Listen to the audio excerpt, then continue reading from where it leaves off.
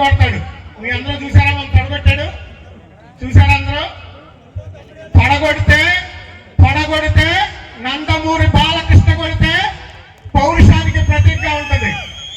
పడగొడితే megastar Chiranjeevi కొట్టాలి. అంతేగాని బ్రహ్మానందం లాంటి ప్రతాప్ నారాయణ గారు పడగొట్టే ఎట్లాగండి? ఇలాగే నవ్వుకున్నారు నూజివీడు నియోజకవర్గం అంతా ప్రజలు. బ్రహ్మానందం లాంటి ప్రతాప్ నారాయణ గారు పడగొట్టాడని చెప్పి మొన్న నాకు ఒక అతను ఫోన్ చేశాడు, అన్నా మీరు ఎమ్మెల్యే గారి మీద విమర్శలు చేస్తున్నారు, పోస్టులు పెడుతున్నారు, మా నాయన గారిని ఏమన్నా అంటే ఊరుకోనని ఫోన్ చేశాడు.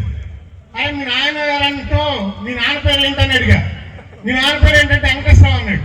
మరి నీకు నాయన గారు ఎవరు అంటే మా ఎమ్మెల్యే ప్రతాప్ నారాయణ గారు అన్నాడు. ఈరోజు జమీందారు కుటుంబంలో పుట్టినందుకు మనందరం కూడా గౌరవిస్తున్నాం.